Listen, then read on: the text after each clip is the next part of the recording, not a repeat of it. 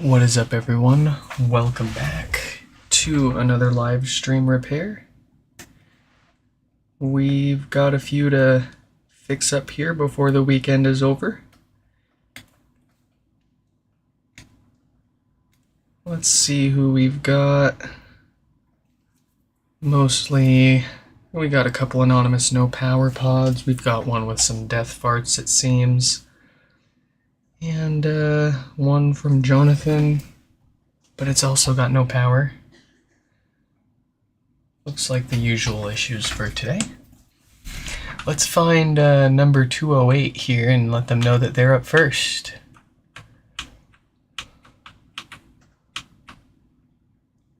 Here we are.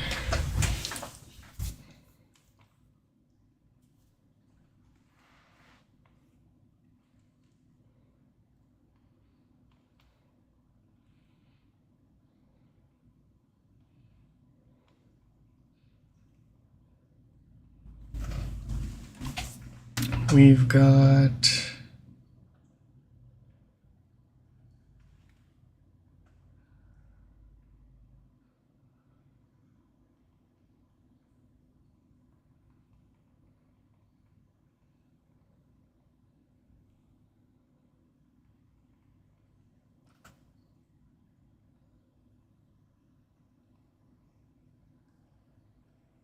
Alright, so we got 208 notified.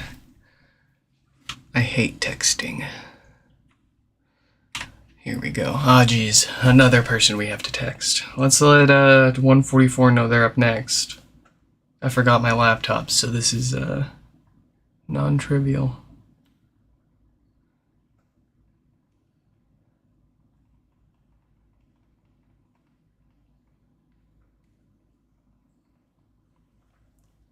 Alright. Text messaging is the bane of my existence. But that's what all the kids use these days, so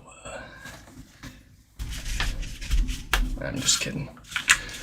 Let's see what we've got here. No lights, no power. The usual power draw for the usual dead diode inside. Let's see what we can do about that.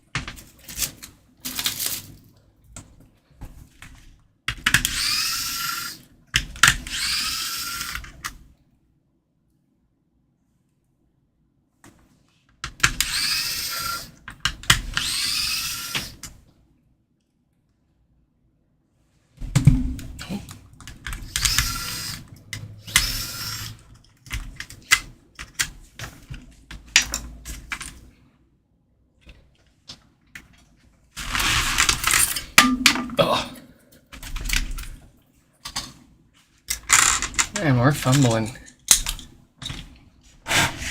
Ooh, it's dusty.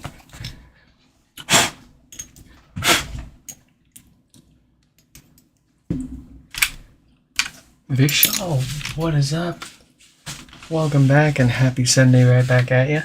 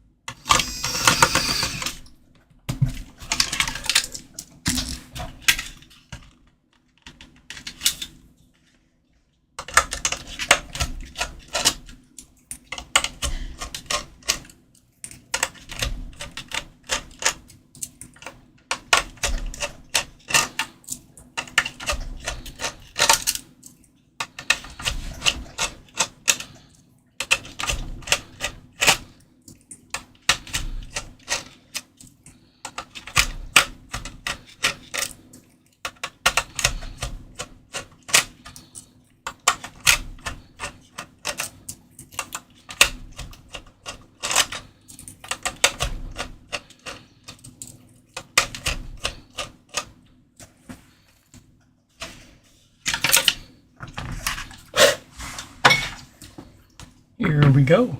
Up close, we're gonna do some maintenance first after I fix this broken freaking camera. Let's see here. Oh, that's much better.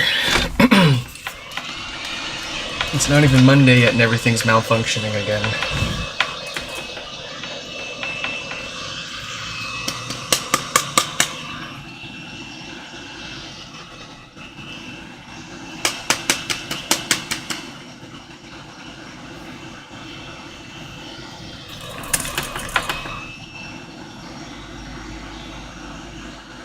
Unfortunately, Santa did not bring me a new hot air rework station for Christmas.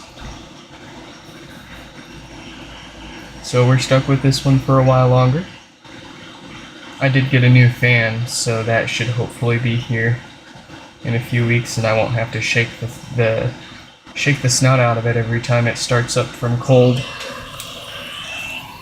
The bearings in the fan are going out. But I can't complain for a $60 rework station that's been going pretty much every day for the past 3 years.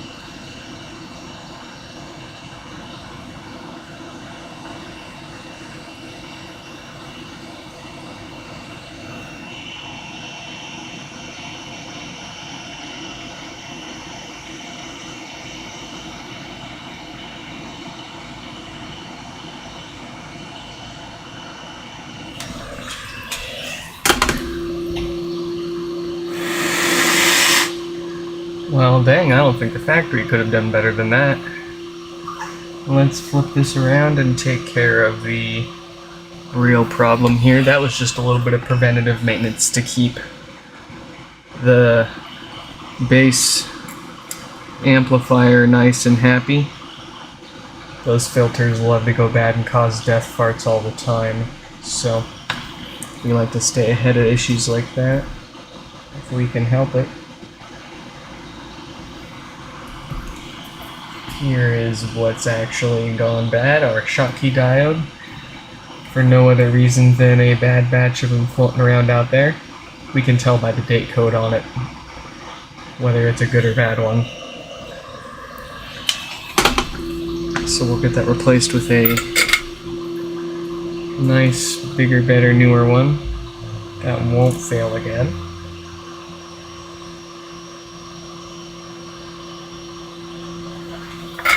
And that should be good.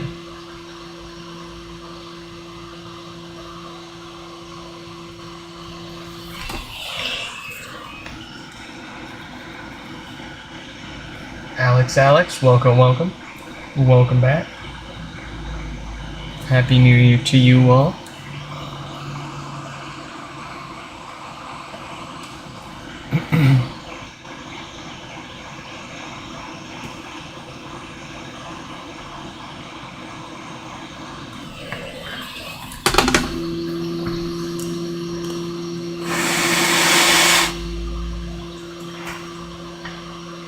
There we go.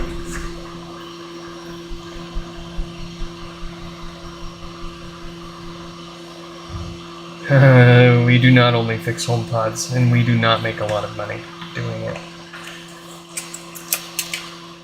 I only profit 20 to 30 bucks per HomePod repair after cost of parts and shipping and taxes and everything else. That's about how much I make. And it's about the, with how much we get in, it's about the equivalent of having like a part-time job. So it unfortunately by no means is far from paying our rent, but it does help make things a little easier around here. No, this is just what we do in our free time when we've got it, and I put free time in big air quotes. I have a full-time day job that I'm pretty much on call 24/7 for. Side normal hours if anything comes up. That is what pays the bills and keeps the lights on around here.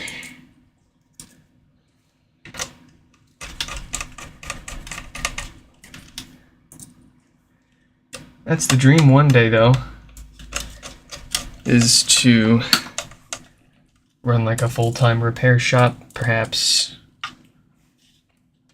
manufacture our own competing products.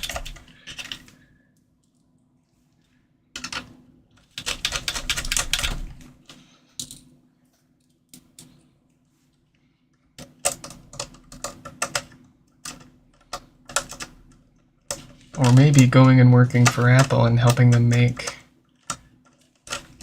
the next best HomePod.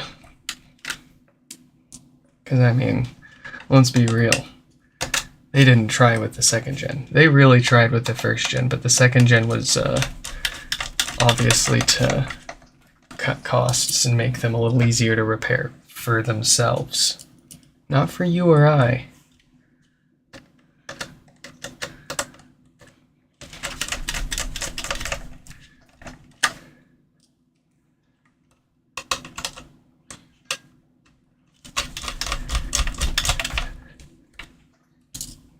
This thing's going together like a frickin' Rusty Connects kit.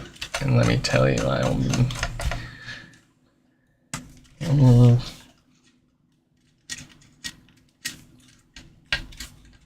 through no fault of its own, it's just like sometimes the way that they put these things together, it's like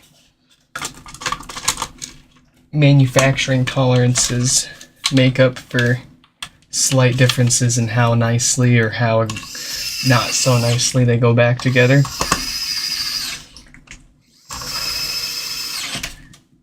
And of course you get the random screw that they used super glue instead of normal thread locker on for whatever reason.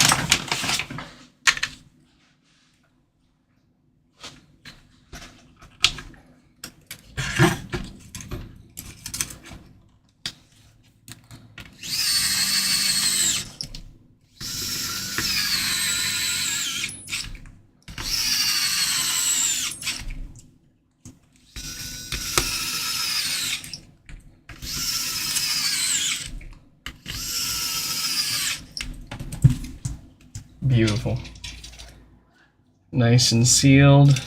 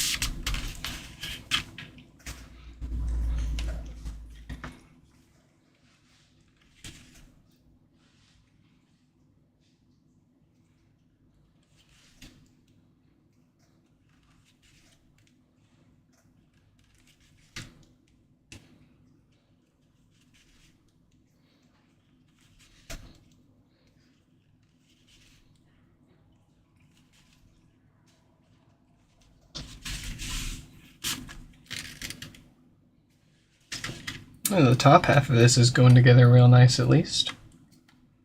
Sometimes they really put up a fight.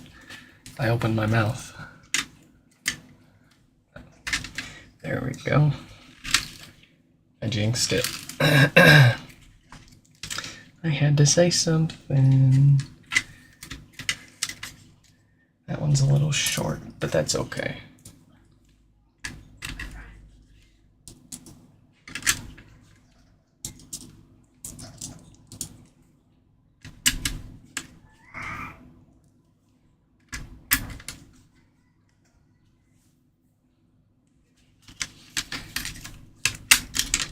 What is up, Mike? Welcome back. You would not believe what I had to do to get this Costco hoodie. Man, especially living in Seattle, and like the Costco headquarters is in Kirkland here. So it's a pretty hot Costco in a lot of people's opinion. And any of the cool stuff that they put out is pretty much picked right off the shelves the same day they put it out. Let me tell you, when they put these things out, I had to snatch one of these off the cart as they were unloading them because they were just flying. And I don't want to scalp them. I don't want to resell them, and that's clearly what most of these people were doing, grabbing who knows how many, more than their cart would hold. It's so dumb. I just wanted a few to you know, have for myself. But people here, people get crazy with exclusive goods. I guess that's not a here problem, but it's still kind of funny to see it happen at Costco over freaking Costco branded hoodies. I've got this one. I've got a black sweater with just the Kirkland signature, and I got two or three gray ones, I think. My mom heard that I liked them and snagged a couple for me from her Costco, which ironically had no issues stocking them. But it's like over here, man, they couldn't unload them from the cart without people snatching them right up. And I had to be that guy. If I wanted one for myself, I had to do the same. I wasn't, thankfully I didn't have to like push anyone over, but I just happened to get extremely lucky and walk by right as they were pushing the cart up to it, and I was like, oh, I'll take one. Thank you. Oh, and speaking of scalpers, like I was at Value Village, I think yesterday or the day before, and I love to go there to find cool stuff to keep and potentially make videos on. Boy, I've got so much crap here that I want to show you guys. We just need to find the time to make the content for them. But I like to go to thrift shops and find cool stuff to collect, like most people. And there was some guy there that was like pushing around two different carts full of clearly cherry picked. Like he had been hanging around the store all day and just waiting for the employees to bring the carts out with more stuff so he could pick through them before people even had the chance. And it was kind of frustrating, but at the same time, like I could overhear him talking to one of the store employees, and one of the store employees like made the point that he was telling him what he was doing. He was like, yeah, I buy all this stuff to flip. And the thrift shop employee was like, yeah, we don't care who buys it. All we care about is the stuff gets sold, right? So, valid point. But still kind of sucks for people that just want to go there and have some fun and find some cool stuff. And that's all right, I think. I think that's okay. Because, they're not going to be there. That's the first time I personally ran into one of them. I've never had a run-in with anyone like that before, so I think it's pretty rare. But if it was like an all the time thing, I'd be like, okay, we need to take a step back, folks. All right. That is a live they have opted for us to reset but not update it. So that is all fine and dandy.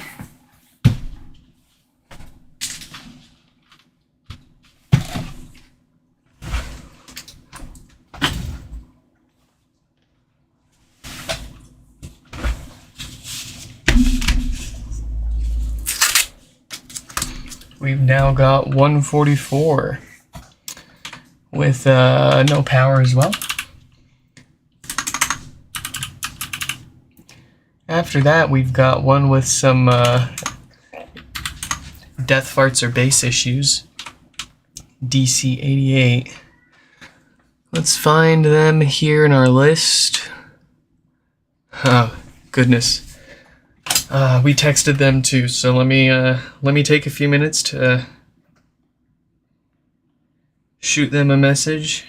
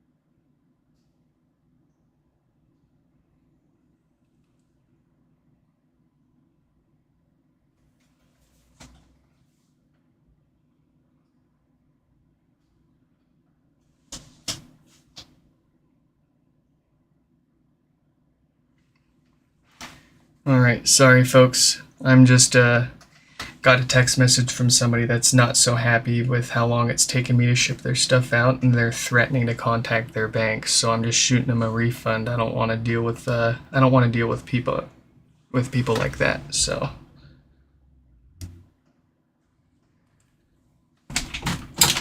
if people don't want to understand what we're doing here and how we got to do it, then I'm not going to deal with you at all.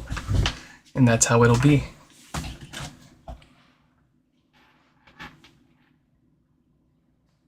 Alright, back to texting DC88 here.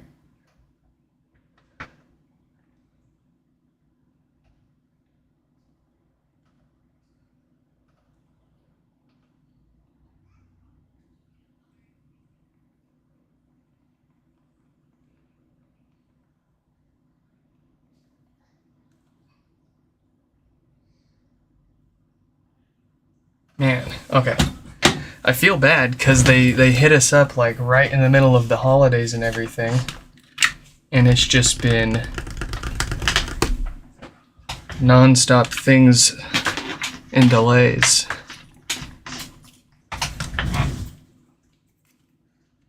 But you can't make everyone happy. And, not everyone wants to wait around, understandably, so.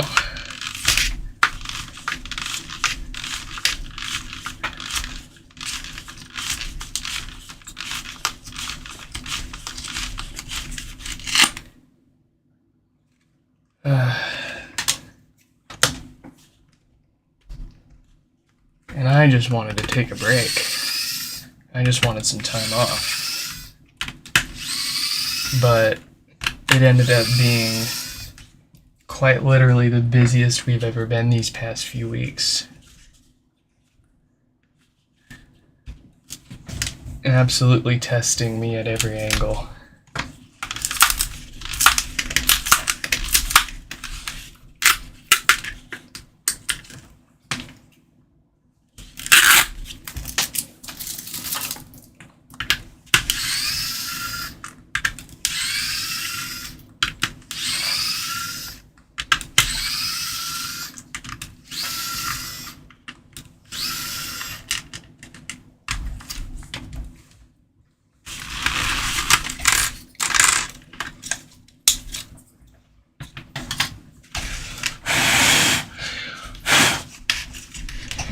I mean, it is partly my fault, I feel like, at the end of the day, because if I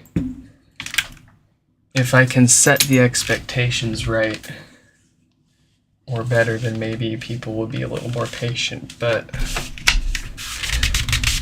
I absolutely put myself in these situations. I bite off more than I can chew.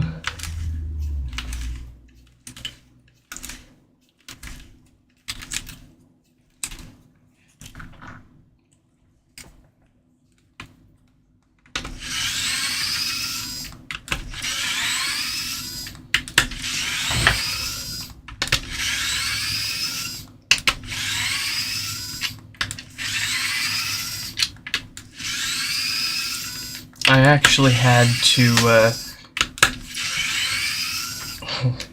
I tapped into my personal vacation time at work to take the last few weeks of the year off just so I had enough time to fix all this stuff. I was hoping that it would slow down enough that I could finish working on my car and get that running again. But alas, the pandemic of the pods.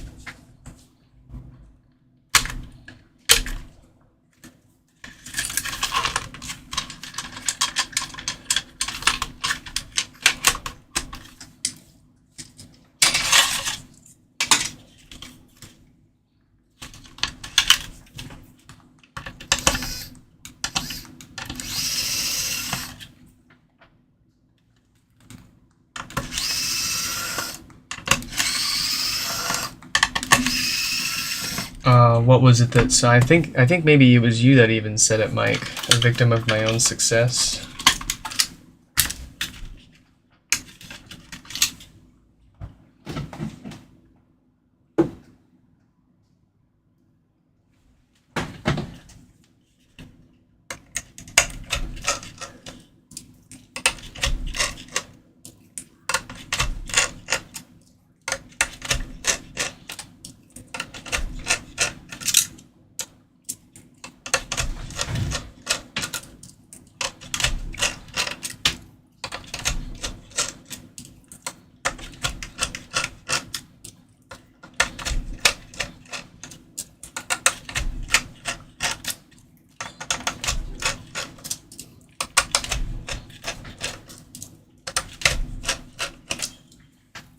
Ultimately, what I need to do, I think what I need to do are a few things.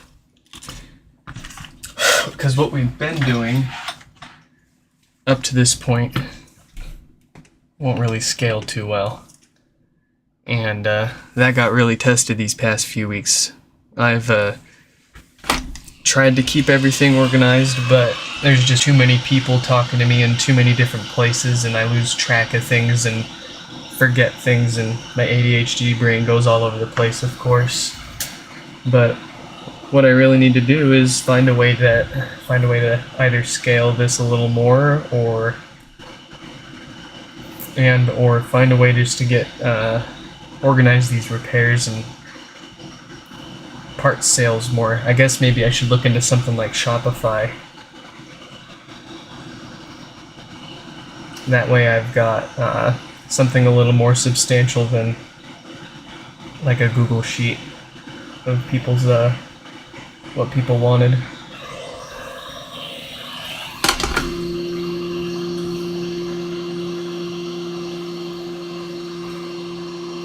But man, it's little stuff here and there that like I could spend a few bucks here and a few bucks there and make everything a little smoother. But then I'd have to charge more too to make up for it.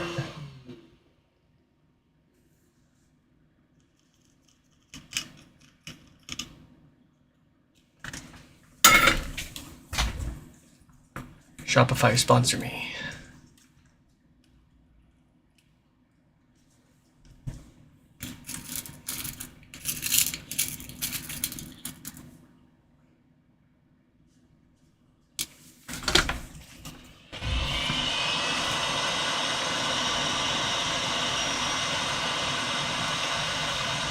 I've actually thought about like QuickBooks or something like that, but at the same time, QuickBooks.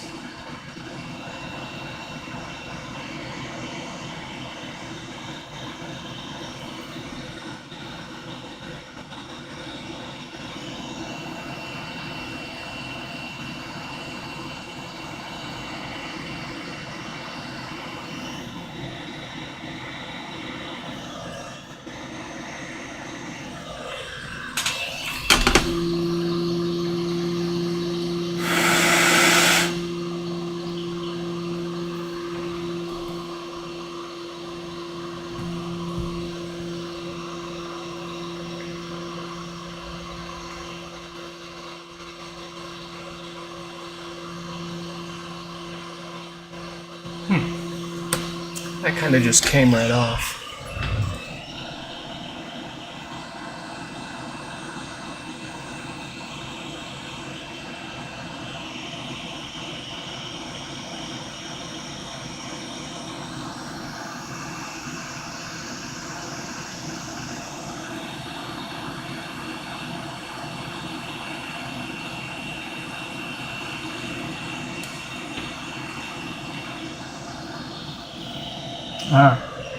That,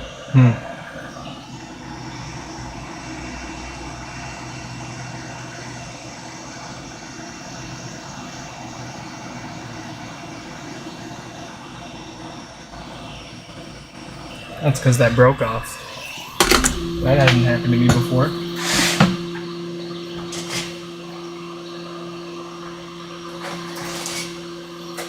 Where does that go?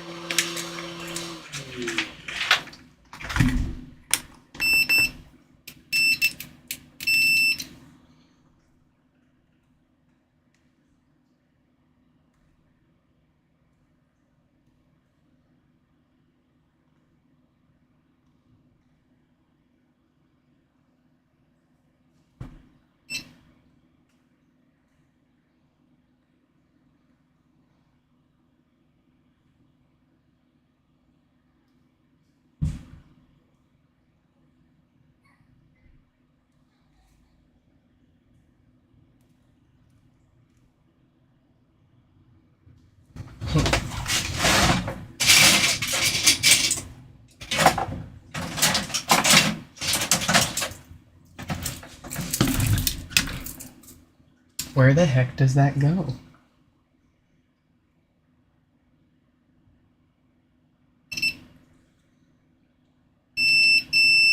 Oh, it goes right above it. So if we bridge those two components, we should be good.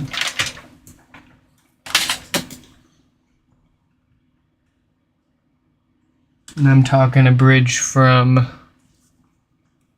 so the pad right here on the left side of this component broke. So it's only attached to the board on the right pad here. But this pad on the board is connected to this pad on this component here. So if we put a blob here that connects these two components together, we should be golden.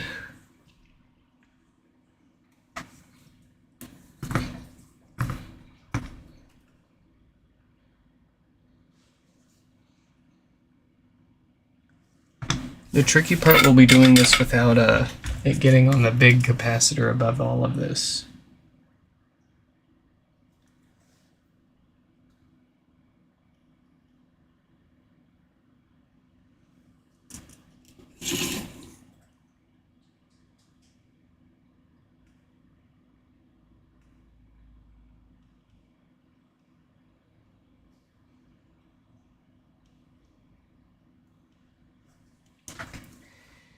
Maybe we'll do a tiny little bit of trace wire to help facilitate things here.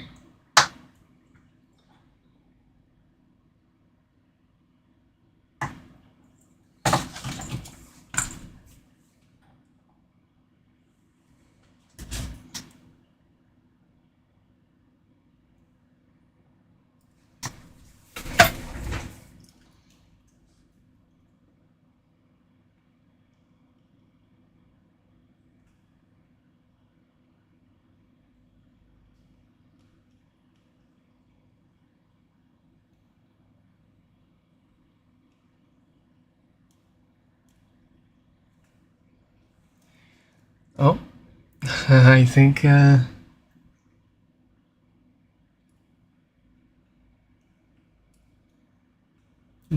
did it at the cost of that other one. Boy.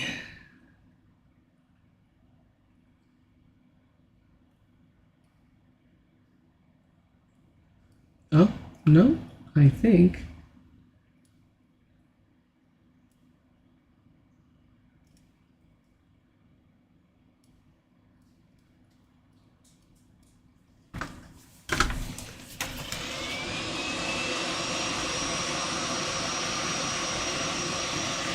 I think we're good. Heck yeah. So what we've done is the pad for this guy is gone, but we connected it to the component right next to it, which is what the board did. So that should fix that up. Let's flip this around and replace that Schottky diode that's causing their power problems.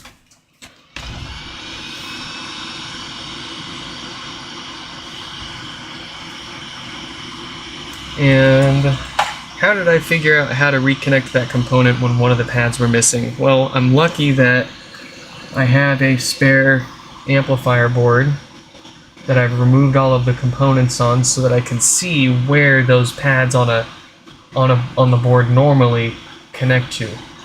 And I can see that that missing pad was connected to the component right next to it. So we were able to run that little solder blob with a tiny little bit of trace wire. That was like maybe 1 millimeter long, if that, to the component nearby. And we'll see when we get this all put back together if that's gonna work. If not, no big deal. I'll dig up another amplifier board and we'll swap it out.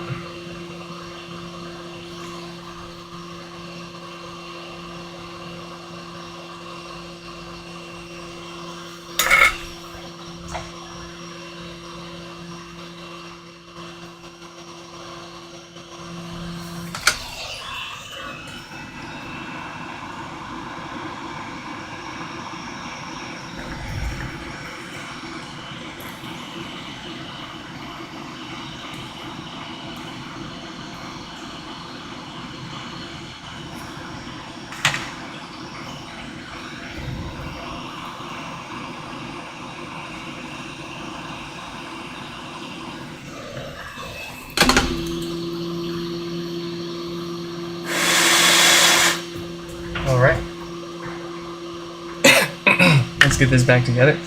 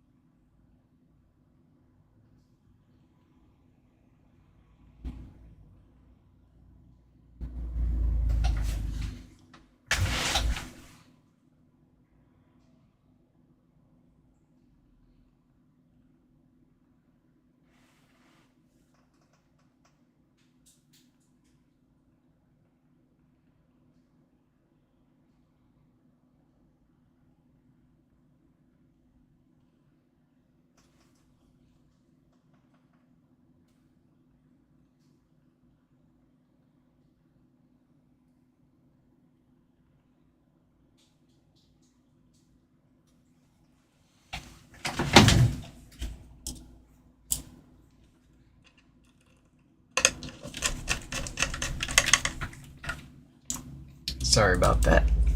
Let's get this back together.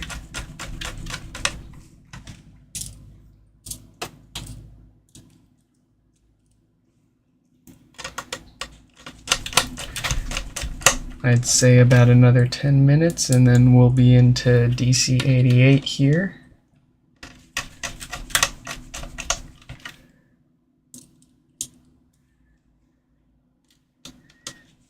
And then, surprise, surprise, NP207 actually has 2 no power HomePods. So we'll see if they both failed the same way. Not to spoil it for you, but they probably did. Just like this one, that same Schottky diode.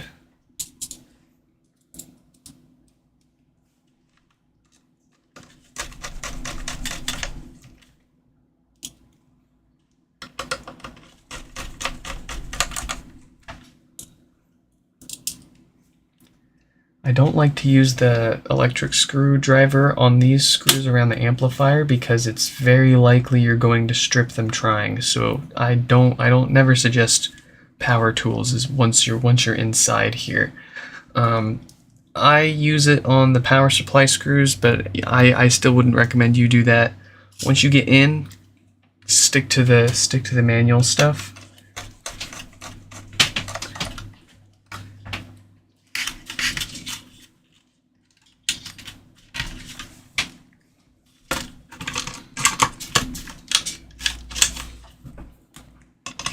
Goes for the electric. Wow, let's go. You're probably okay with the power supply screws, but I have stripped those a fair number of times. Other people have stripped them a fair number of times. If you want to take the risk, go for it. I've got the parts for the risk. I don't know if you do.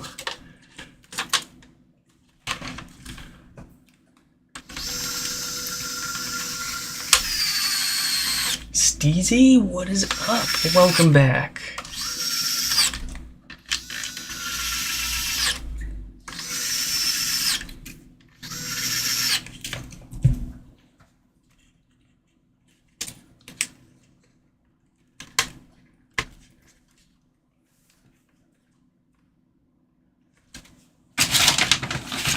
You know us, we're rocking through these pods.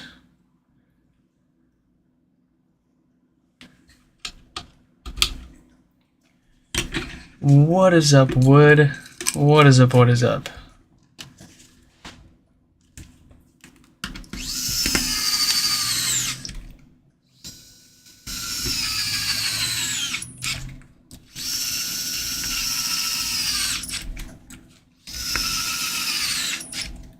Best practices for intercom.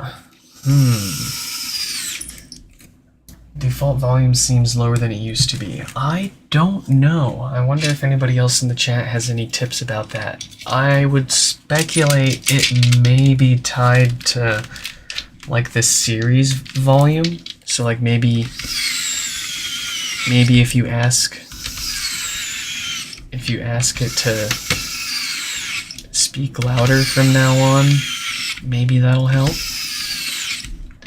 I'm not sure what volume the intercom is tied to. It might just be tied to the main volume of the HomePod itself. So like if you just go to your control center, control all other speakers, and you show the media controls for that HomePod, it'll show the volume even if it's not playing anything. It should let you turn it up and then see if that changes the intercom volume. I know a lot of people complain about intercom not being synced up between HomePods, but personally, I hope they never fix that. It's always like the funniest thing to intercom random noises around the house and they're just all going off at random intervals. It'd be so boring if, well, it would be fun too if they were all synced up, but I find it much more entertaining when they're all going off at different times.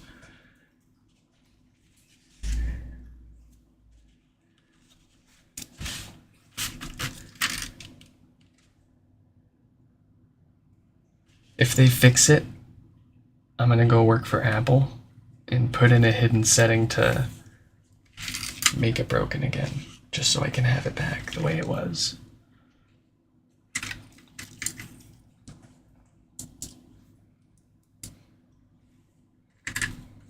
Tied to the volume of the actual HomePod at the time of intercom makes the most sense to me. Because if you think about it, the last volume you were playing anything to it at is likely going to be how loud you want it to be in general. So that'll be the volume it'll use for intercom. But I do believe you can just go into the media controls and just turn it up, even with nothing playing.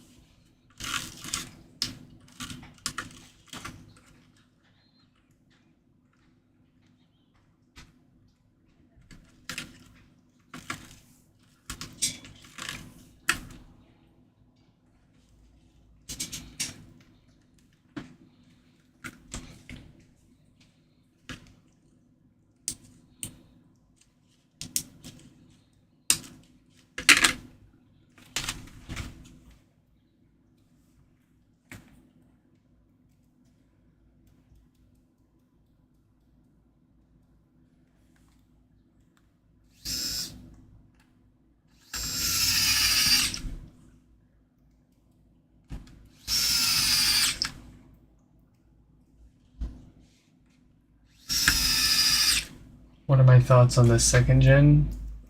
Yeah. Oh, we've been asked plenty of times. I think it's a cheaper version, slightly different sounding. I prefer the sound of the first gen more. It just sounds a little fuller and more powerful.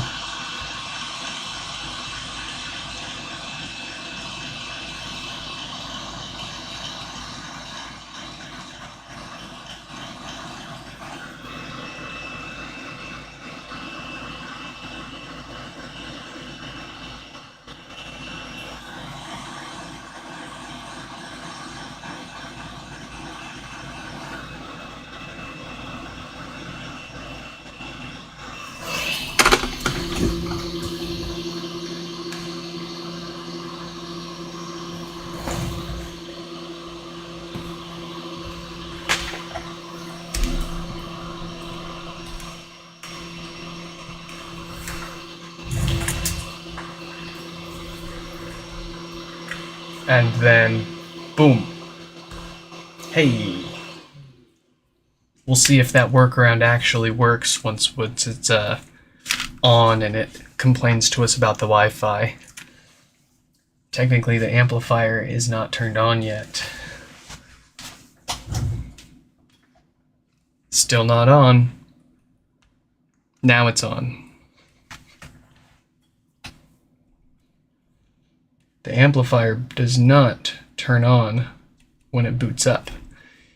It needs something to trigger it to actually wake up. It boots up by default into that low power state. I'm having trouble connecting to the internet. Yes. For more info. I'm having trouble connecting. That sounds fantastic. Seems like everything worked. We'll put it through its paces, of course, before we send it back, of course. Oh, here we go, number 88. Yeah, the second gen, I think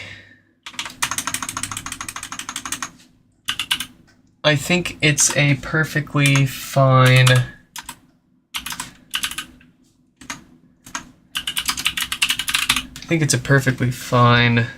smart speaker, but it doesn't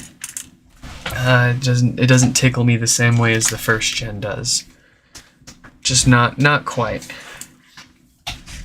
If you're looking for something that's going to last longer, in theory, the second gen will be the one that lasts longer and gets more software support.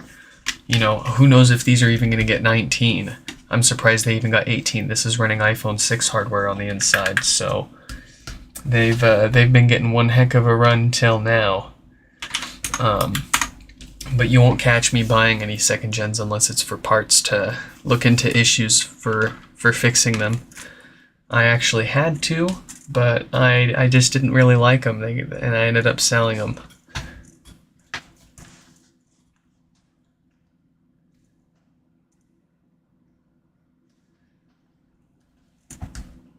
Ooh. That startled me. That's quite a pop. Alright, I've got a subwoofer set to the side here already if we need it. Hopefully not.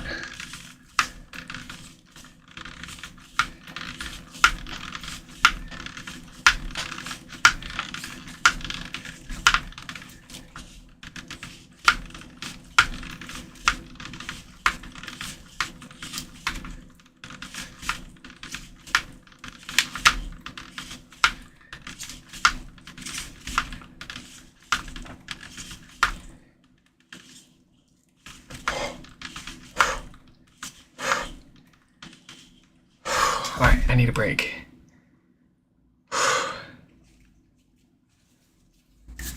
Man, all these HomePods, let me tell you.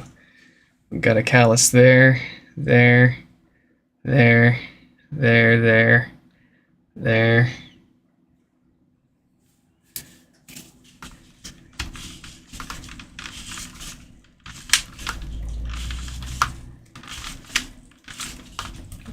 How are we at? I started doing the repair form at the beginning of November, and we're already at 300 confirmed repair requests.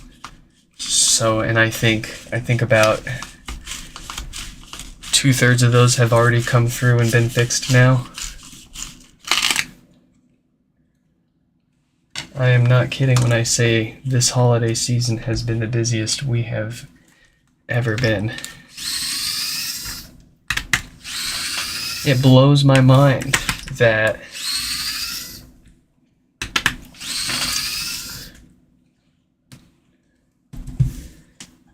we're 7 years later after these things were released.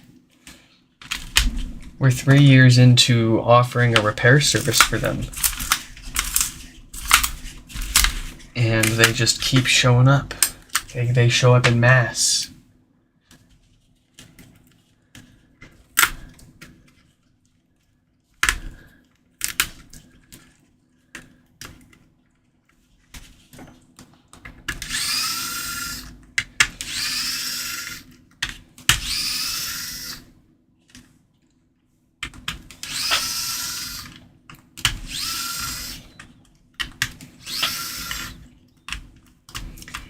just so crazy that so many people have so many of these that are still willing to ship them in and get fixed. But hey, I get it. I've got so many of them for myself. I started offering a repair service just out of how much I liked the speaker, and I figured other people love them, if not more than I do. And it is just an absolute shame for them to spend so much money and resources on these to throw them in the trash over such a simple fix too.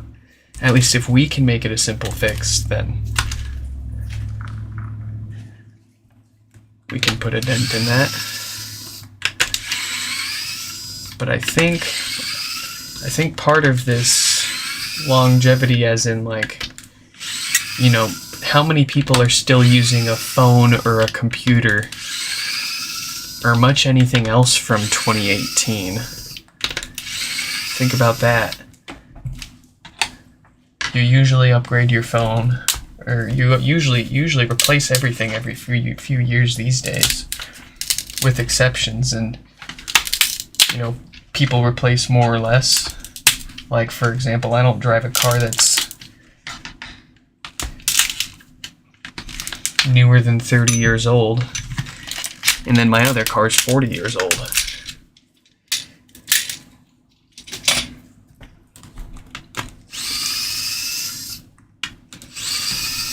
But HomePods are one of those weird exceptions, eh? Because it's not so obvious that it's outdated. If anything, its design has stood the test of time. It's one of those things that's just gonna look good for a very long time, if not forever. Your subwoofer survived. It smells fine.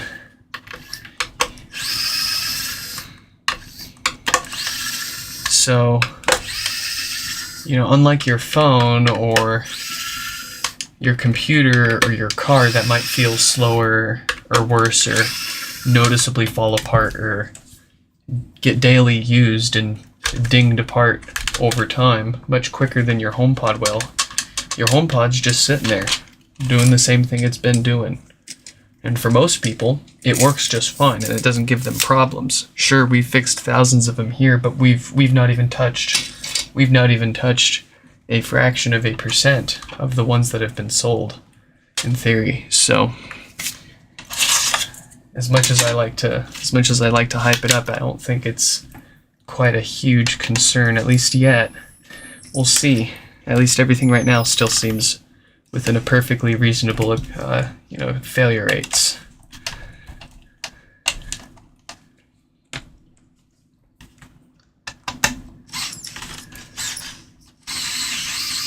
There we go. I don't want to deal with any broken screws today.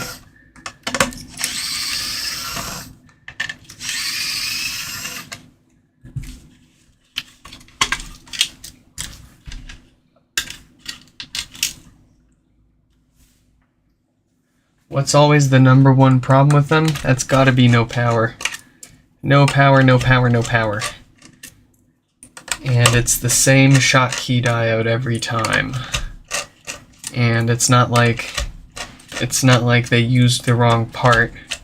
The problem is the diodes themselves. There was a span of 2 weeks of that diode's manufacturing that got messed up, and they're not lasting. We've seen dozens of different date codes used throughout the first gen HomePod, and it's consistently the date codes that we expect that keep failing.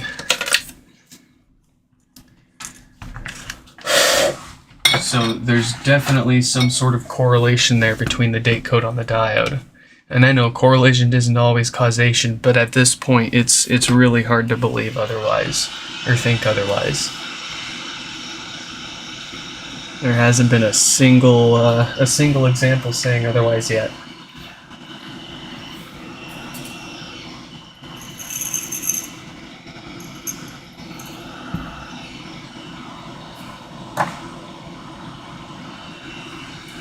Second most common issue are these filters here. These went bad in number 88 here.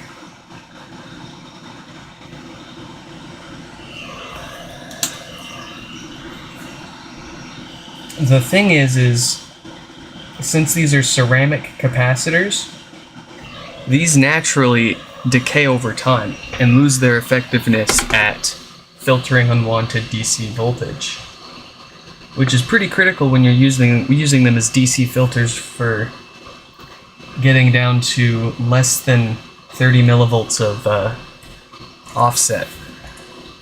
That's a pretty hard target to hit, and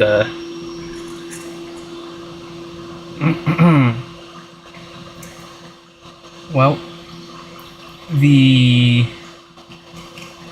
data sheets for most of these ceramic capacitors even say design with this in mind. And what did Apple do? They picked a chip that death farts when they go bad. Cool, great. It doesn't stop people from using it, and they keep using it, and then they roast the subwoofers, and then the repair gets more expensive and needs more parts and becomes less economical. That's the thing that upsets me the most. I don't care if it took 2 or 3 times as long to repair. I would be way happier than the fact that I have to replace an entire subwoofer speaker, because I still haven't found anyone or any way to refurbish the existing ones yet. It's certainly possible, and I think I certainly at this point have enough sitting around to make it worth someone's time, but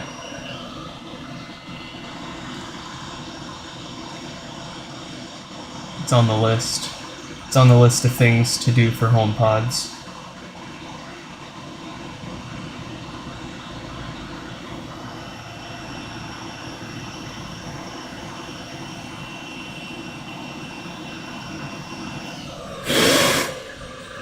How can I get one of those Costco hoodies? Oh no. Oh no. You may not be able to get one unless you want to pay a scalper off eBay or know somebody that works at Costco that can tell you when they're going to bring them back. I was telling everyone in the stream here earlier that I basically had to take this off the cart as they were putting them out. Oh, okay. One other thing I just noticed before we can put this back together. We are totally missing something here. Where's the rest of that resistor? It's completely gone.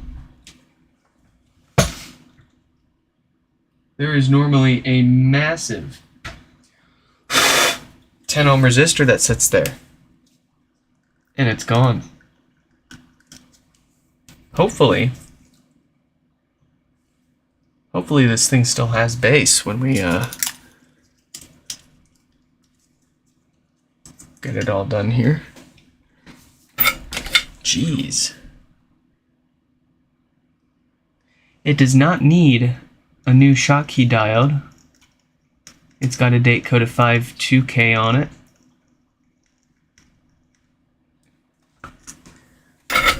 So it's not going to fail on us.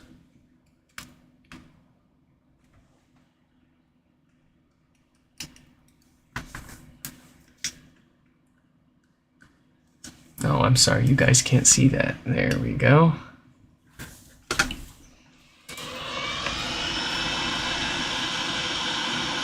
Wow. We just, I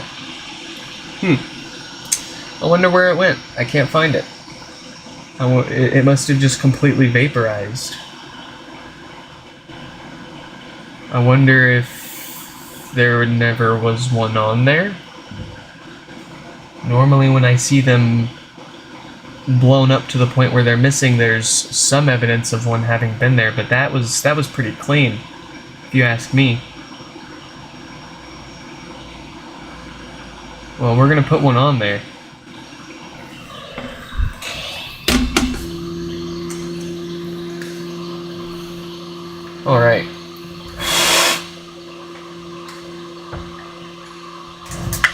How did I notice that missing resistor? I do not joke with you when I say I have fixed thousands of these.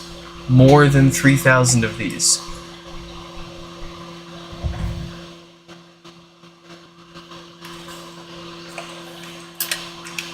I can be in and out of one in under 18 minutes if I'm locked in.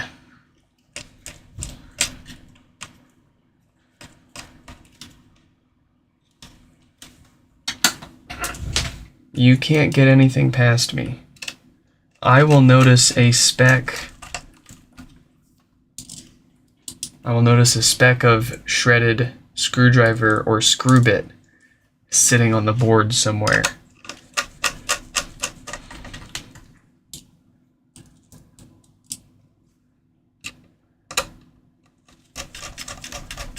I literally have dreams about these things. Like last night, I had a nightmare that I had ran out of HomePods here at home. And then I remembered that I had like a dozen more at my office. And I ran to the office and brought them back home. What the heck is that supposed to mean?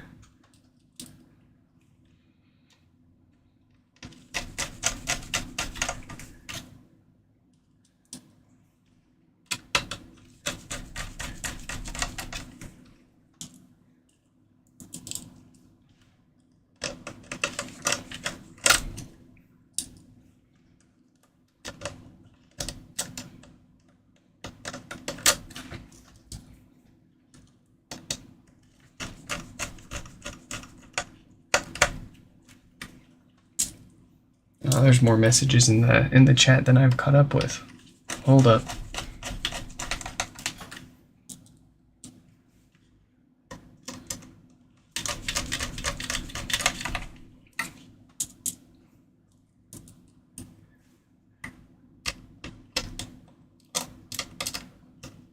I'm going to design this giant like 16-bit driver claw type thing that you just load up all 16 amplifier screws into, and you just lower it down and you just tighten, and they're all in. No futzing around. And I don't know what I'll call it. I'll call it the claw. Yeah, and every time you go to use it, it plays the claw song from the Toy Story soundtrack with the little green aliens singing about it. The claw, the claw, the claw. And it'll that'll save us so much time. And I'm gonna sell it for $100.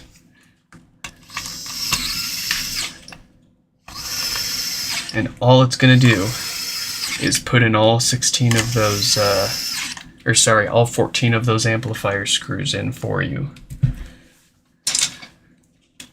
And it's gonna come with 14 T6 bits too. That's where the value is.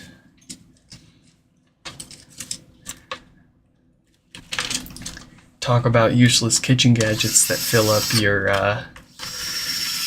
your kitchen with one purpose or one use things, kind of, you know what I mean? I'll give you some single purpose tools. I'm gonna make another claw that's made specifically for ripping this basket off. So you just stick your claw in and it reaches in between the subwoofer and the basket, and you push a little button and it squirts a little rubbing alcohol in there, right? And then you can pick it up and swirl it around like you see us swirl it around. And then you squeeze it and it's gonna pull the basket. It's gonna pull that sucker right off.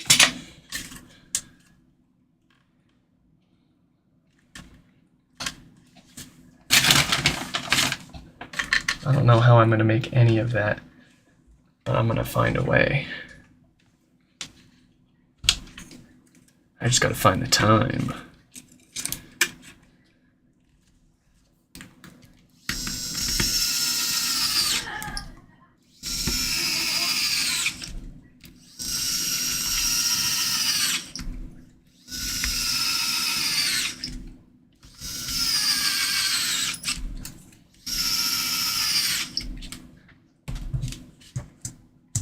nice and sealed.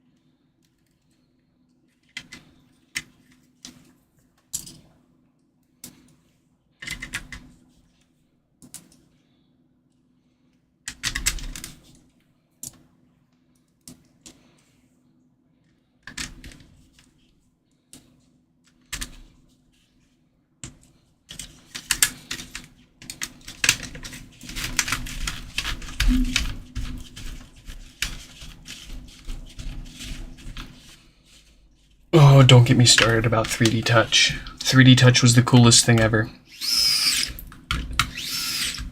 I miss 3D Touch so much, and whatever they do these days is no. Tapping and holding is no comparison to the 3D Touch that they had in the 6S. The iPhone 6S was the last good iPhone. It had its flaws. Don't get me wrong. I had to go through like 9 or 10 units from 2 different Apple stores before I got one that actually had a good display.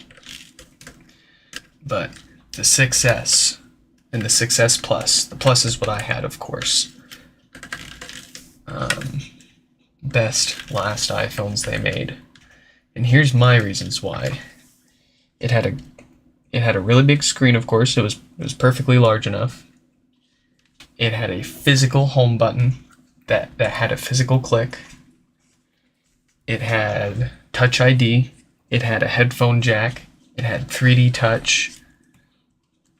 It had the harder, I think it was aluminum, the stiffer aluminum, so it was less prone to bending after the 6s were all bending.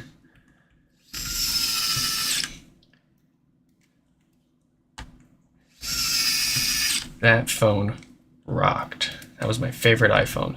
And we had jailbreaks. We had jailbreaks for recent versions of the OSs.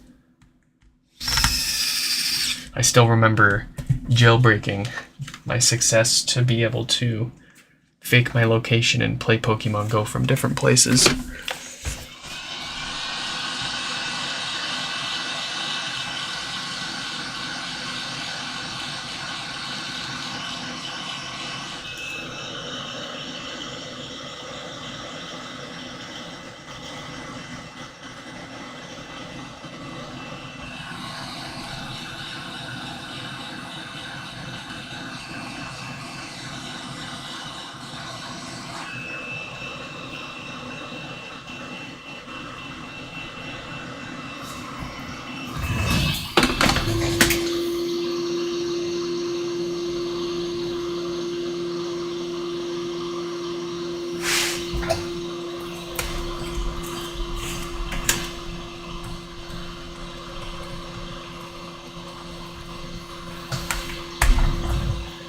Alright.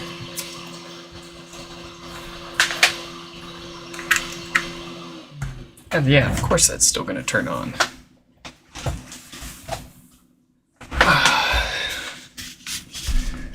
Alright. NP207. Let's see who that is and let them know they're next. Oh, blasted. I texted them.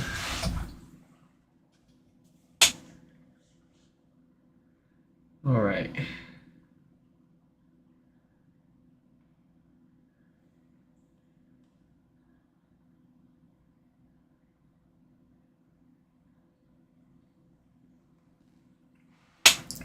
Let's shoot them a quick text.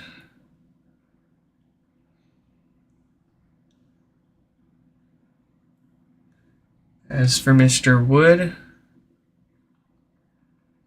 I will shoot you a text after our stream today and get yours all wrapped up here.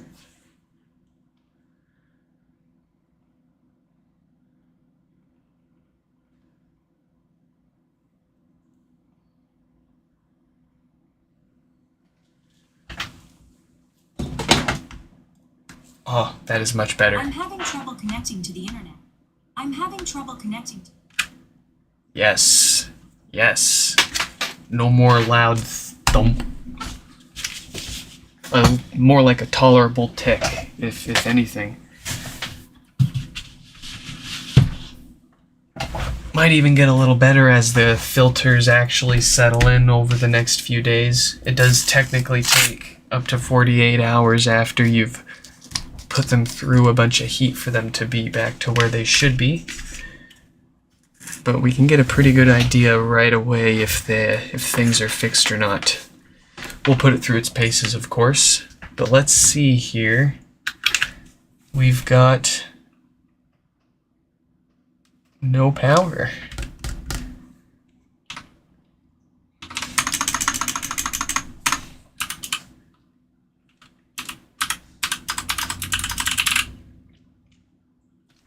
All right. No lights, no power, no nothing there.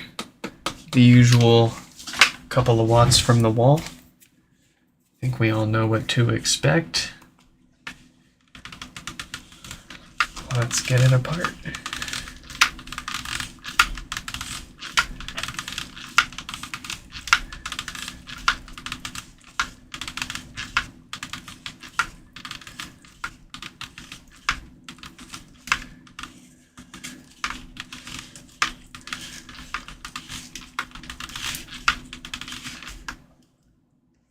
No, that was a hair. I thought I cracked it.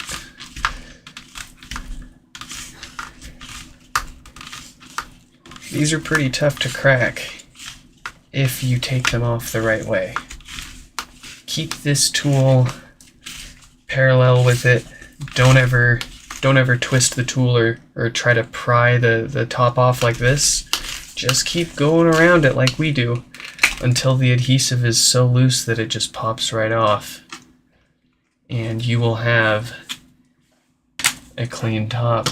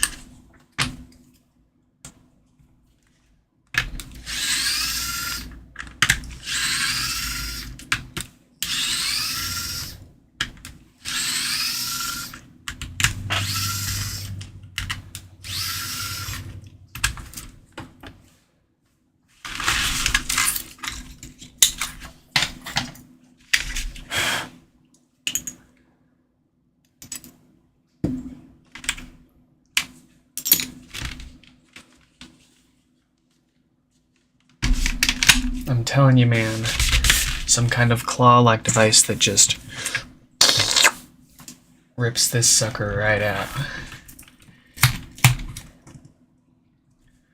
Ooh, tell you what, too, the 14 amplifier screwifier that I was talking about earlier, we can put a second attachment on there that takes all 9 of these basket screws out at once, too. That would need a lot of torque, though. Ooh, boy.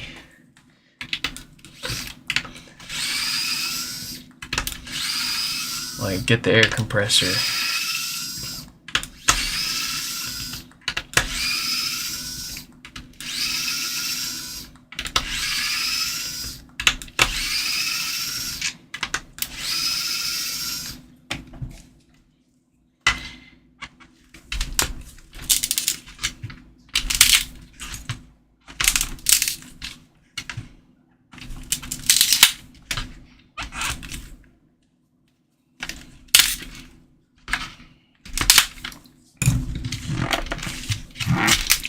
Excuse you.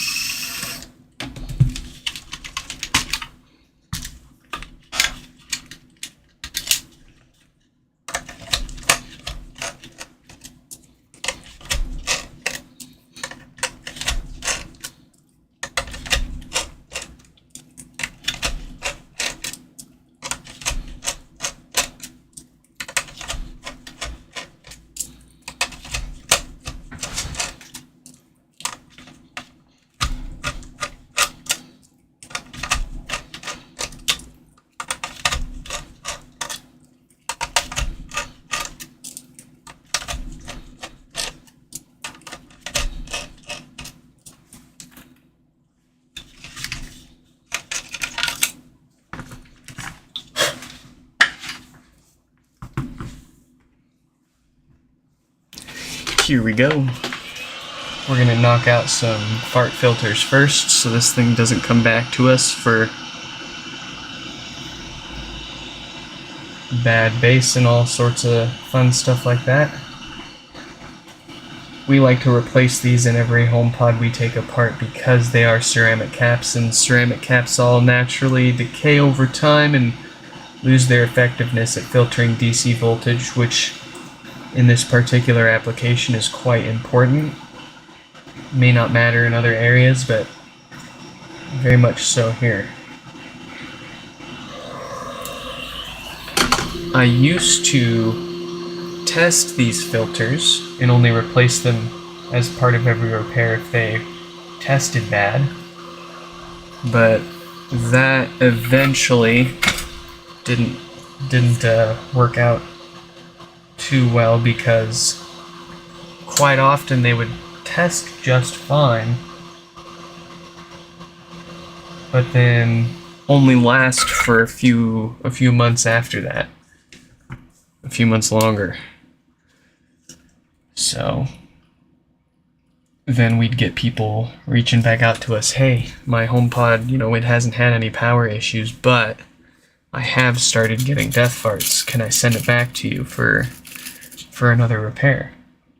It puts everyone in a weird spot, and I mean, at best, it's yeah. So we rather just take the extra few minutes and parts to stay ahead of all of that. It's just one of the things we do. That's how we do it. You generally don't want to just go around and replacing things that are working fine without a good cause. This is one of those good causes.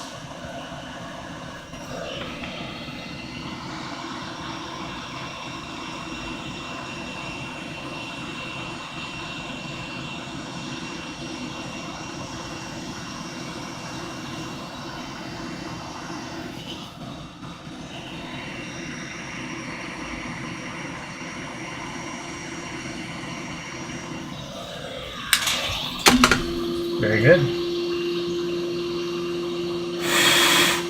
Quite nice.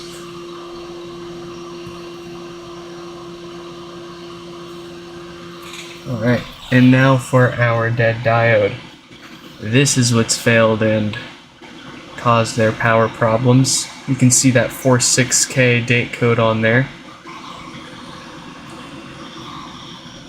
The whole date code 1746K. It just means week 46 of 2017.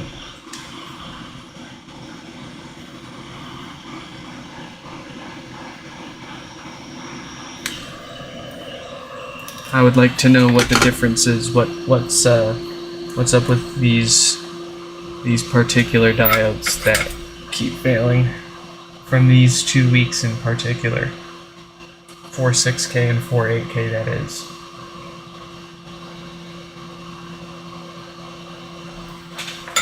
I actually emailed Diodes Incorporated like years ago when I first found out about all of this.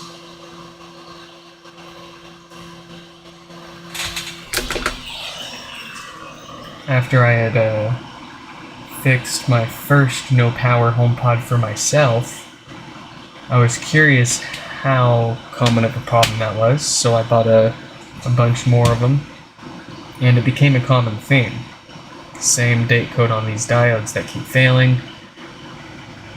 Any other issues, this diode was still working, and it didn't have the same date code.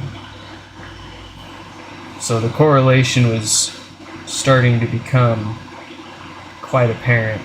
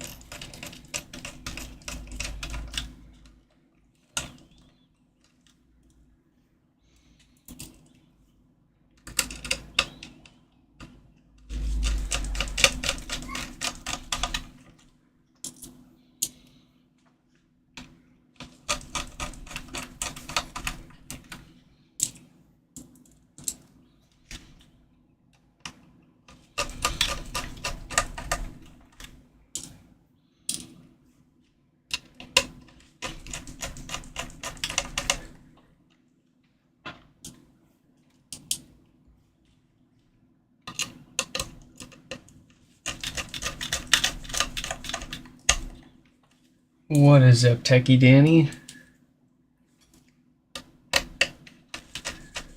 Glad you could join us.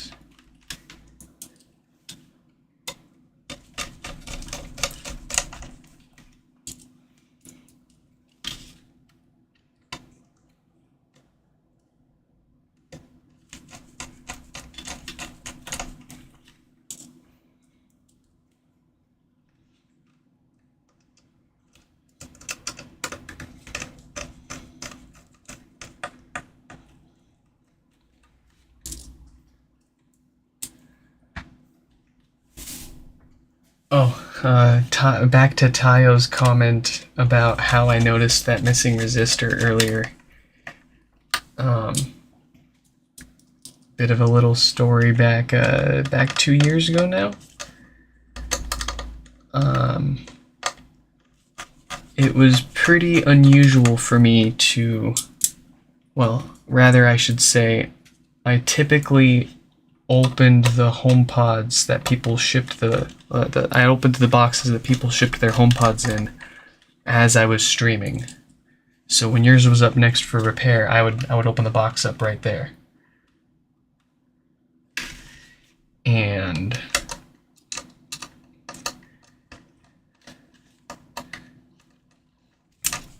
I had, just out of nowhere, felt like pre-opening all of the boxes before the stream and having everything all laid out ready to go, so I could just pick it off the shelf and stick it on the table and get to fixing it, instead of futzing with the box and opening it and packing material and all that and tripping over boxes in my room. I figured, why not try pre-opening them all before the stream? And I got to opening up the first one, and my wife was standing next to me, and it had 2 of them in the box. And I got the black one opened up and set it to the side, and I started opening up the white one that they had in there. And my wife pointed at it and went, "That one looks different."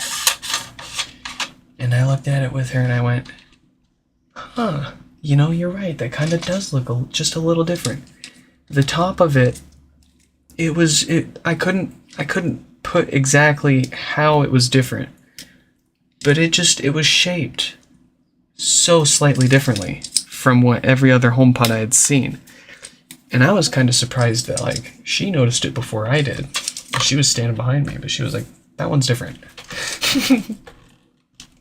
And when I picked it up, I felt on the bottom a hole with the debug port exposed in a spot on the side to it, like that. That one wasn't the one that I was sent, but that was one that I had accidentally bought off eBay. That's a whole different story. Back to the one that I had gotten by surprise for repair about 2 years ago. I found that, and I was like, whoa, okay, this is definitely a special HomePod. This isn't a normal one. So I hopped back over to my email, and I shot an email to the guy really quick that sent him in for repair, and I was like, "Hey, this is an interesting HomePod. Do you have a backstory for me? And is it okay for me to live stream the repair with everything else?" And they said, they immediately replied. I had never gotten a reply to an email that fast. They immediately replied back and they were like, "Do not stream the repair. Do not share photos. Do not share anything about that HomePod." And I was like, "You got it." To a bit to my surprise, it ended up being the exact same no power repair as this and many of the others you've seen here. Same dead diode, same date code on it. It was just a pre-production HomePod with a few earlier revisions done to it. It had some extra components on the amplifier board that I haven't seen on any of the production models. It had some extra markings. Aside from that, it seemed like an otherwise normal HomePod. Oh man, I wish I had it. I wish he let me keep it. I offered him a lot for that HomePod, and he unfortunately did not take us up on that offer. Understandably, though, it seems like he was way more paranoid about getting anybody in trouble with it than trying anything else. But I got it fixed without a problem. I did take photos into video, but I haven't shared any of that anywhere.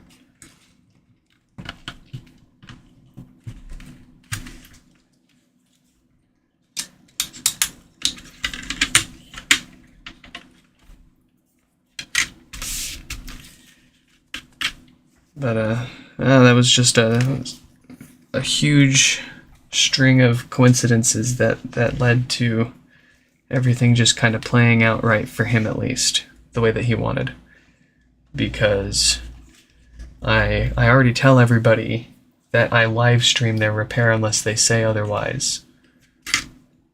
So I was under the assumption, and had I not that day on a whim decided to open everything before my stream,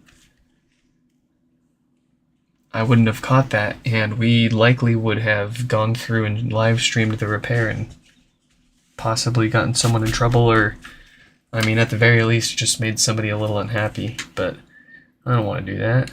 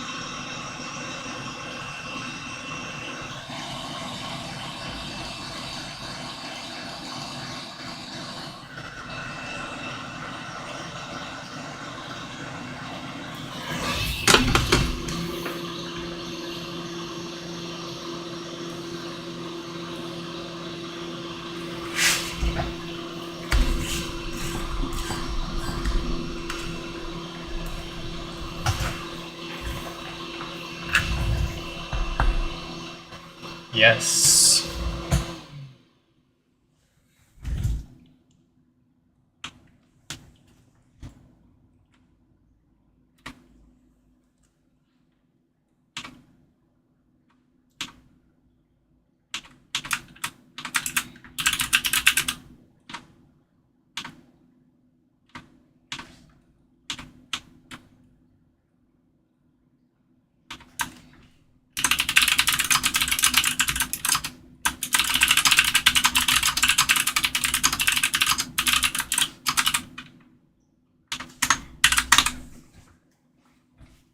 Oh, it's restarting again.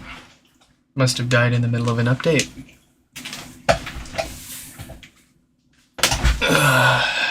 Hopefully I don't gotta break out the USB adapter and give it a good old kick in the pants. Oh, we're looking good. I'm having trouble connecting to the internet. I'm having trouble.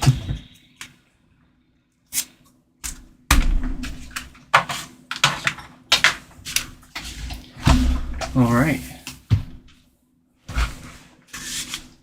And I believe you said do not reset or update these, unless I am mistaken.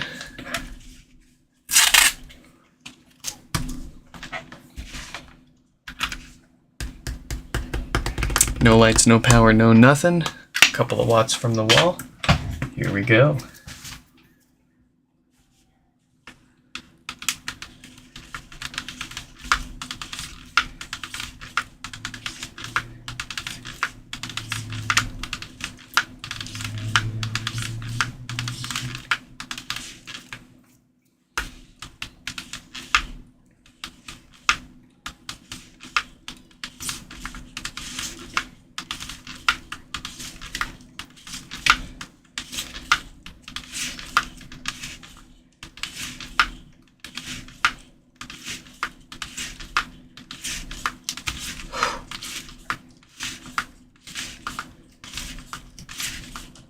Just keep going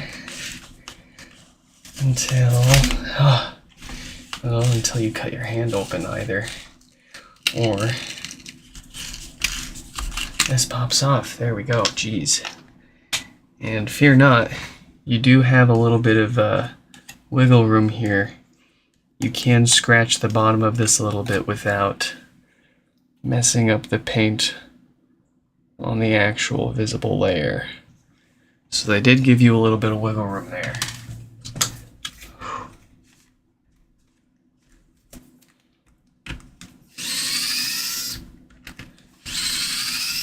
You just gotta try to keep it as flat with that as you can.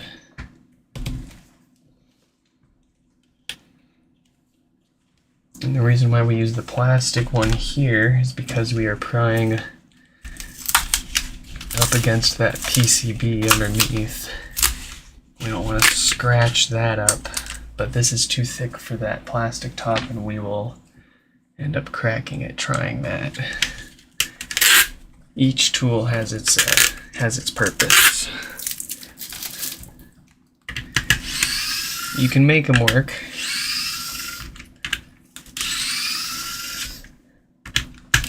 For different things.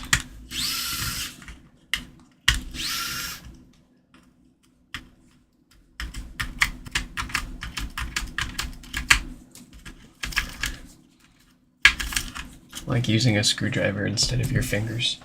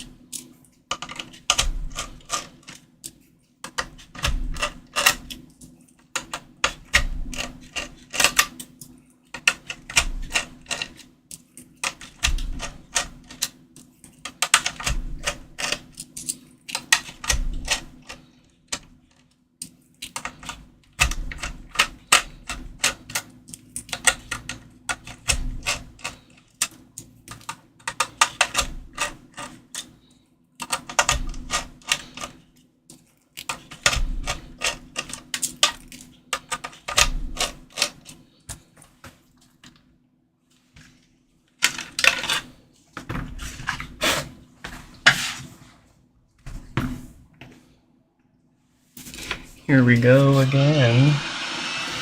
Gonna get these filters out of here so that it doesn't come back to us for death farts or other common base issues. And then we'll flip it around and replace the diode that went bad and actually caused their power problem.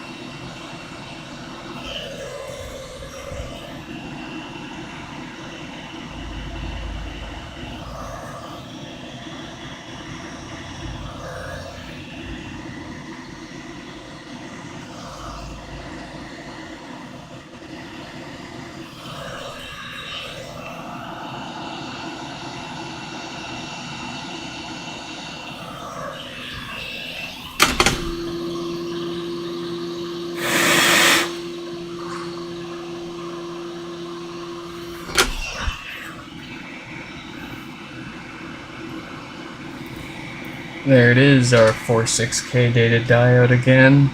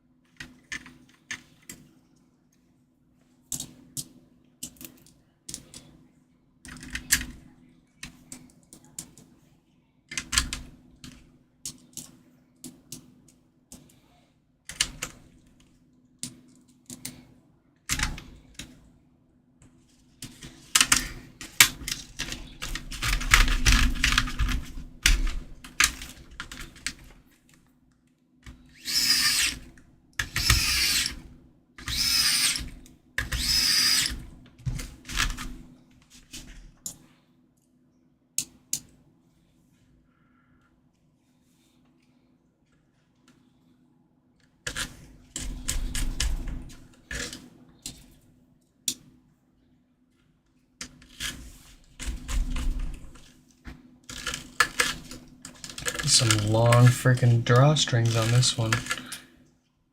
I don't know if I'm gonna have enough room on these posts. I need to get creative.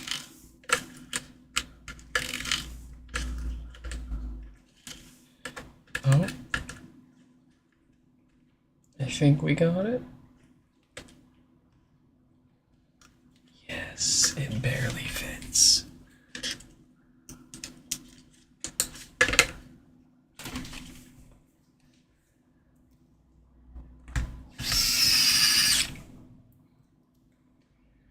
What is up, Likely Laggin'? Welcome back. Thanks for the drop by. Happy New Year right back at you.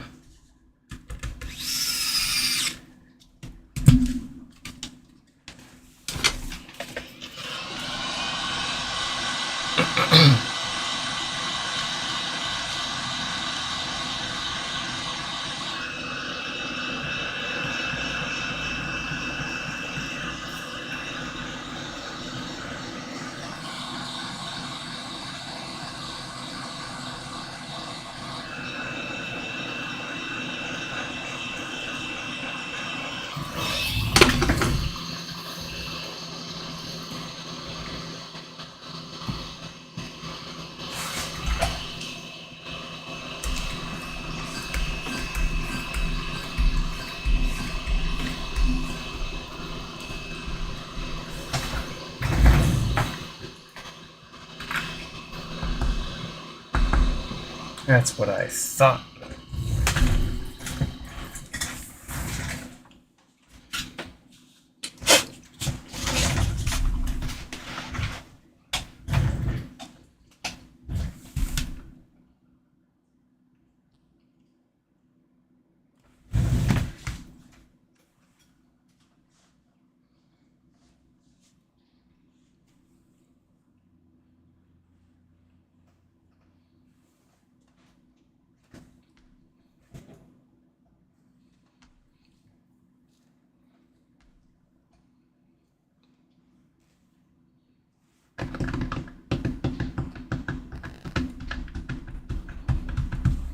There we go. I'm having trouble connecting to...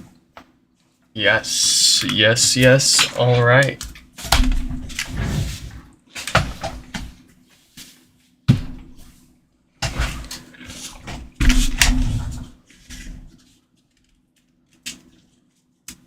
One more to go here.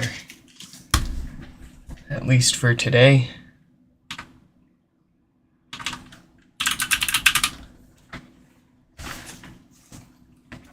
Jonathan here with no power.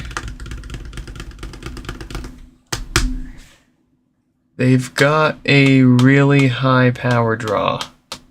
That is a lot higher than I normally see for a dead diode.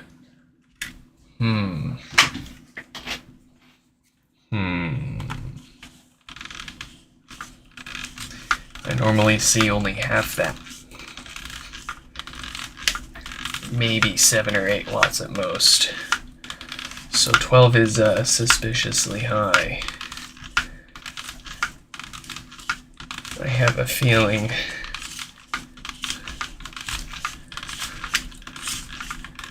we're gonna have something else going on here.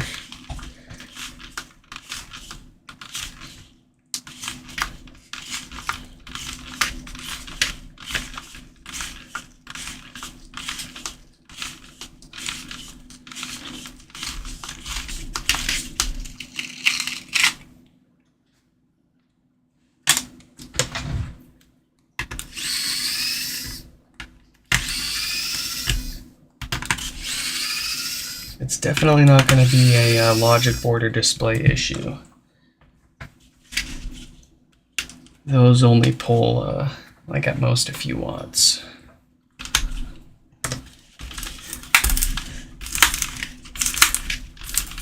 So I'm going to kind of skip right past thinking that this might be bad. Very little chance.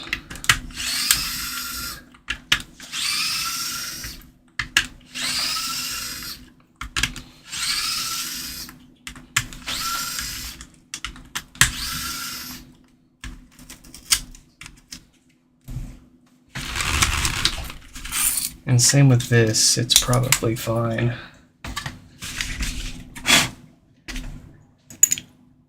It could still be the usual diode, though the watt meter test is not a guaranteed tell of what's going on. It's usually right. It's usually correct within a range, and we can certainly tell whether something's pulling power at all or not. But between that and the different diodes can fail and pull more or less when they short out. So it's more of a range that we see with dead diodes, but it's still only between like 4 to 8 watts at most that we see. Between 4 and 8 watts that those dead diodes tend to pull. This must be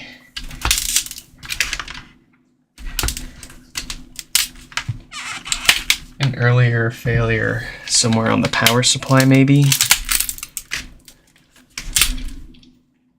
Or maybe the amplifier chip itself is blown up on the amplifier board. We've seen holes blown in those before. And that can pull some power. I can pull a few watts while keeping it from turning on.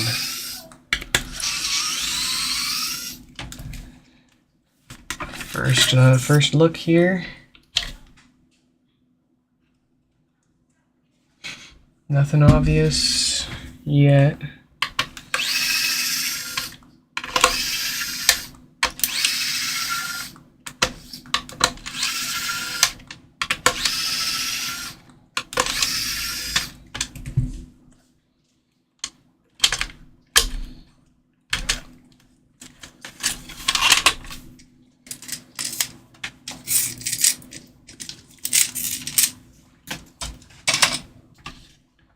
I'm gonna go ahead and plug this in like this. See if we see anything.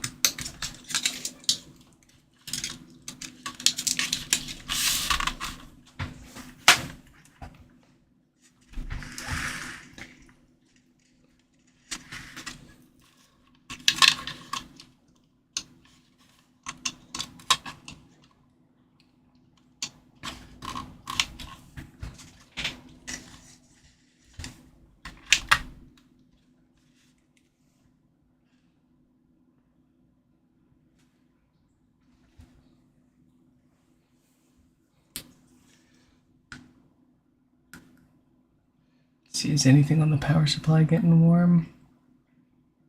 No.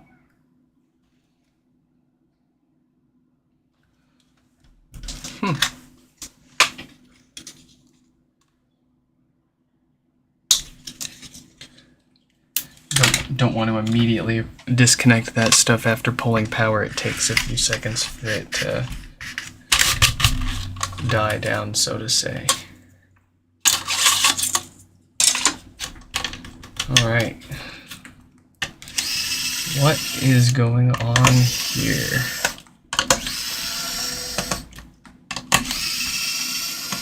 Oh, I see. I see.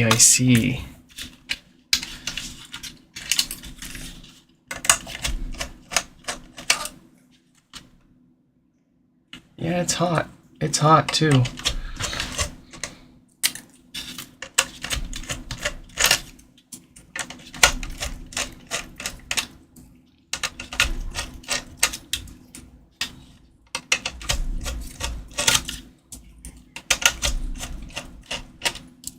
It is indeed a failure on the amplifier board, and it is near the Schottky diode that we usually see failing. We'll see in a second here if that's actually what failed and it's just pulling more power than we usually see.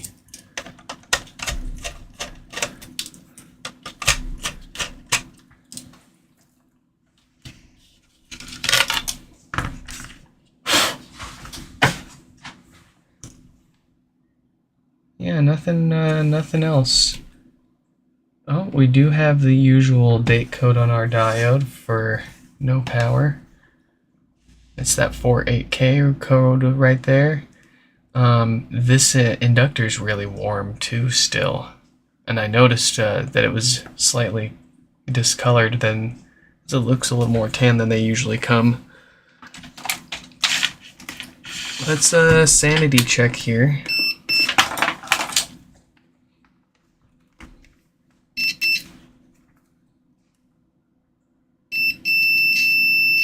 Yep, that diode is definitely shorted out. Well, let's go ahead and replace the filters first. Knock out that maintenance that we love doing. And then we'll see if all it needs is that diode to turn on.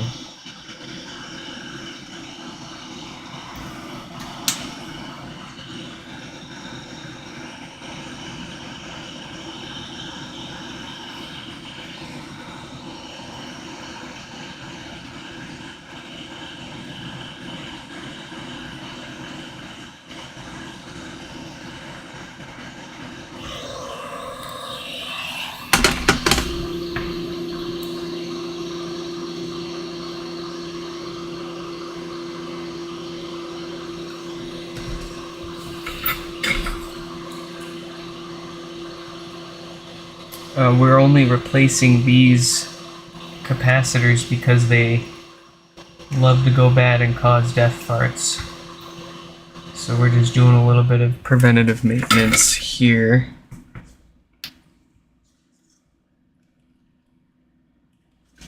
And then we'll flip it around and get to the exciting stuff.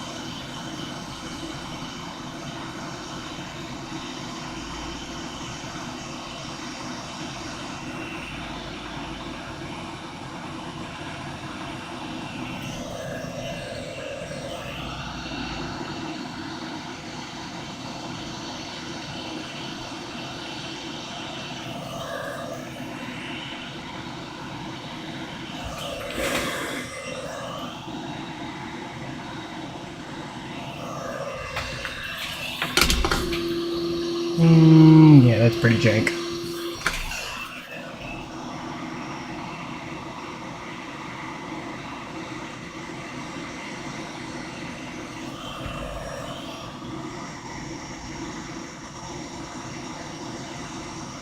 Yeah, that's a lot better.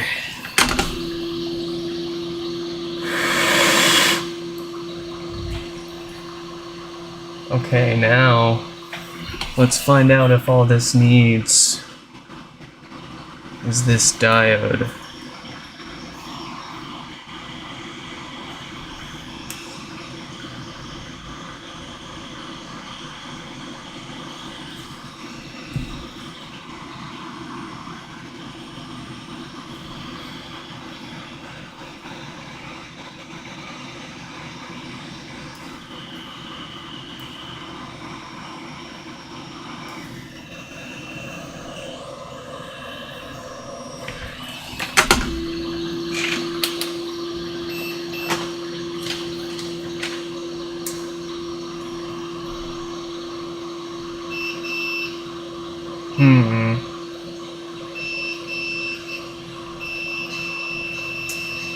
Yeah, that is what I thought.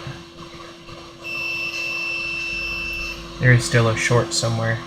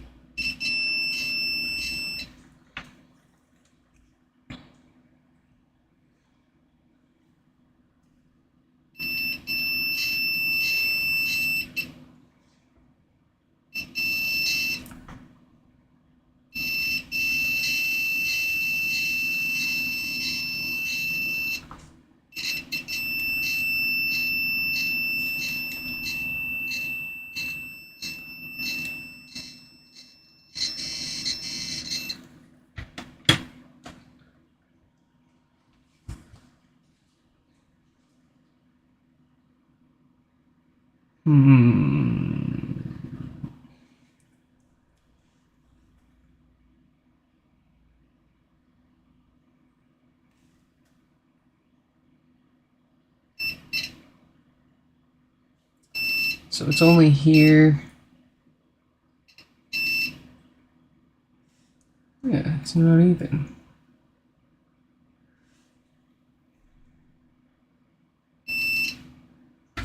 Let's see which lines are normally ground.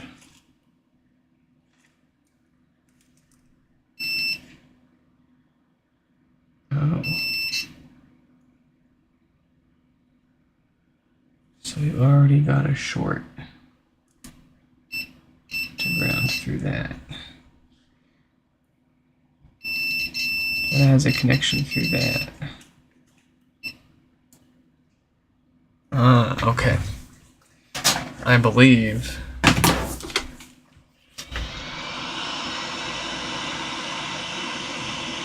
Let's take this off.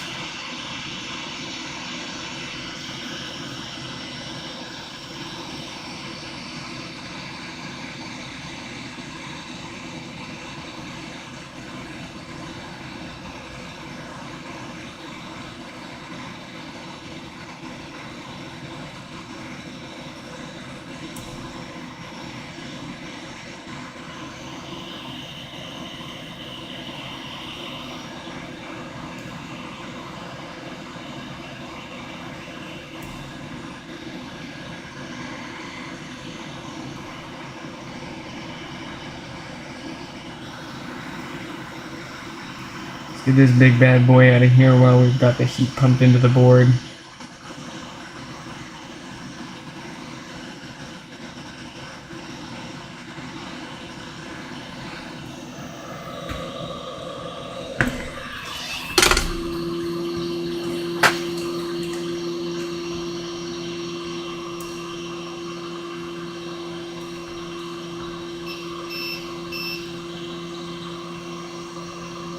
Okay.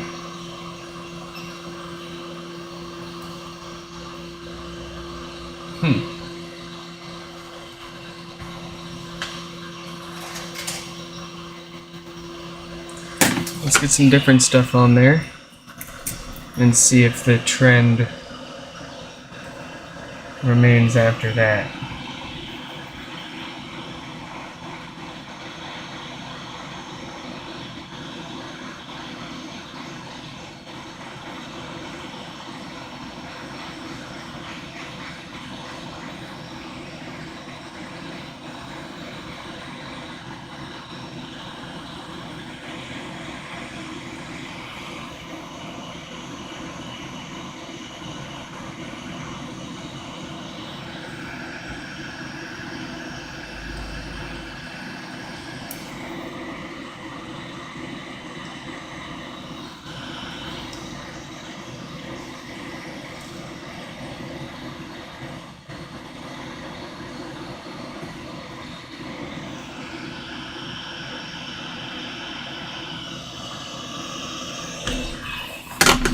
All right.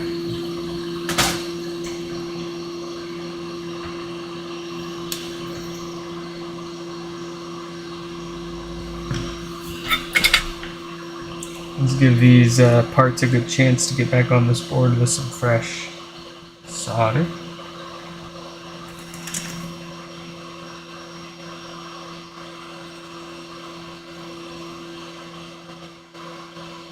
Wow, that takes a lot of heat.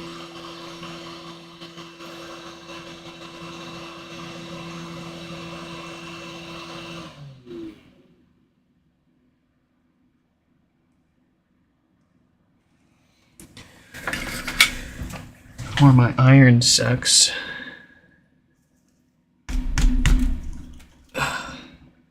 Seems like it's why? Oh, maybe let's try turning the fan that's blowing right onto this all off. What the heck?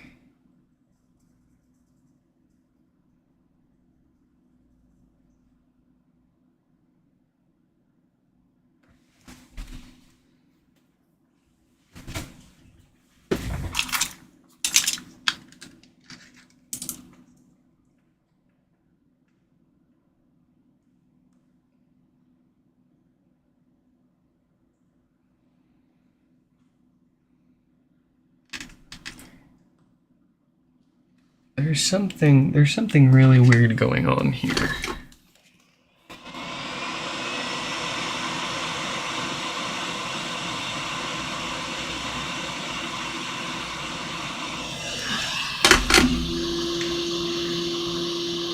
My iron doesn't normally struggle with that.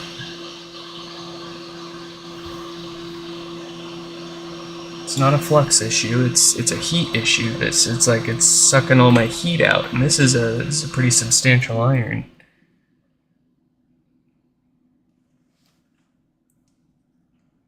Oh, there we go. Now it's playing ball. Alright.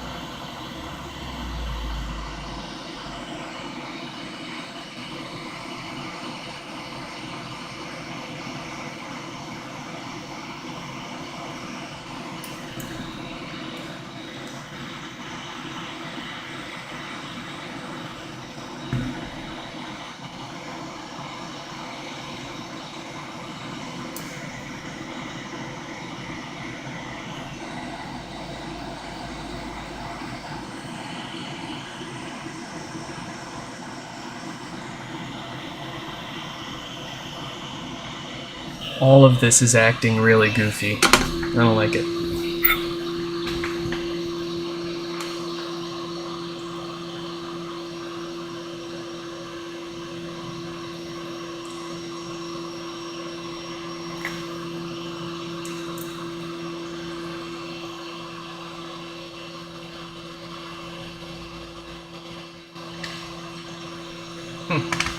Okay. Is the short back? It is back. Okay. Unfortunately, we are about all out of time. I'm gonna have to call it quits for this one. It's gonna want more troubleshooting here because we replaced what we thought was shorted, and the short still remains. So we will need to dig deeper or replace this amplifier board with another one. We will see here soon, but not during this stream. Folks, I hope you all enjoyed everything else that we got fixed here today and what we got through up to this point. And I hope to catch you in the next one. Goodbye.